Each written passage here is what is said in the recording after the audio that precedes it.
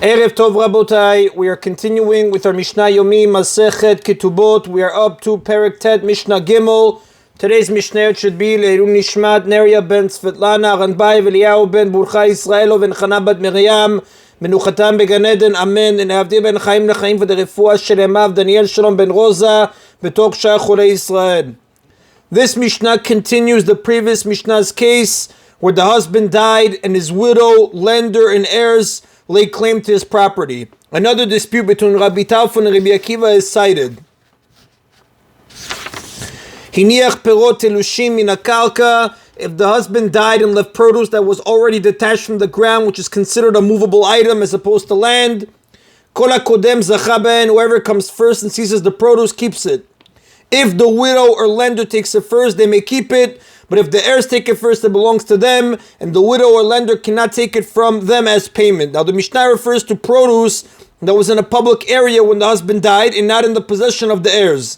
This part of the Mishnah follows Rabbi Tarfon, who holds that in a case of this type, movable items can be taken by the husband's widow or lender because the heirs did not yet receive them. However, if the heirs take the produce first, Rabbi Tarfon agrees that it becomes their property and the widow or lender cannot take it away from them.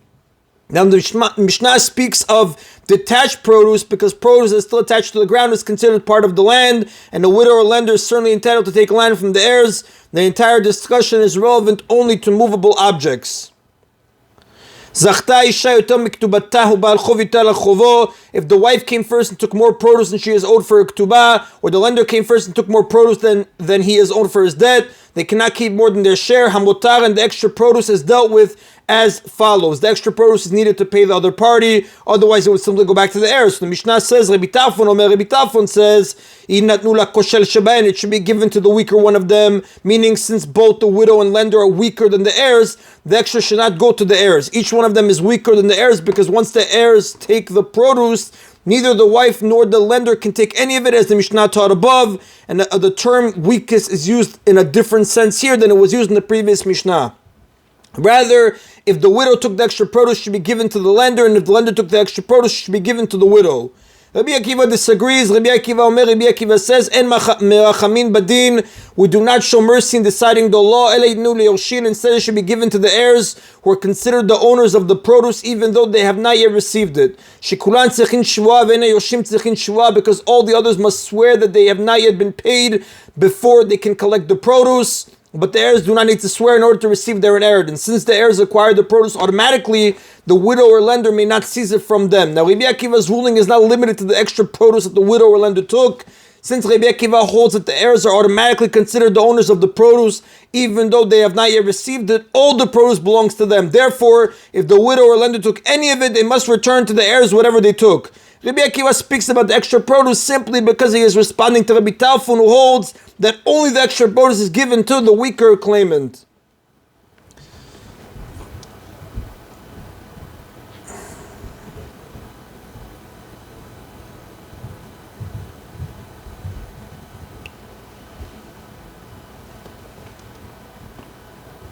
And the Rav tells us, Va'idna, nowadays, Dinihigi b'chol batei dinim shebi Israel, that we have enacted in all the courts in the Jewish nation, that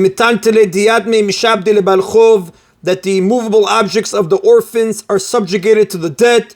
One who died and left movable property, and he had a lender and a widow that were waiting to collect money from him. Whoever gets it, whoever comes first and sees the produce keeps the movable objects, keeps it.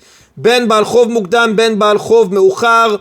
Whether it's a later dated, an earlier dated, shendin kniba b'metalton, because we don't care about the date of the document, we don't give it precedence when it comes to movable objects. If nobody came to it first, we split the items amongst them, the value, like it's written later on in Perek Mishna Yomi in Mishnah 4. We continue now with Mishnah 4, Mishnah Daled. The Mishnah discusses a woman who manages her husband's business affairs.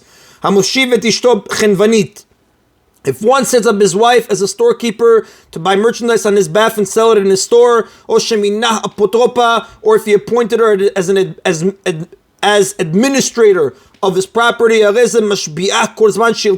he can make her swear whenever he wants that she has not taken anything that belongs to him, just as he can make anyone in charge of his business affairs swear.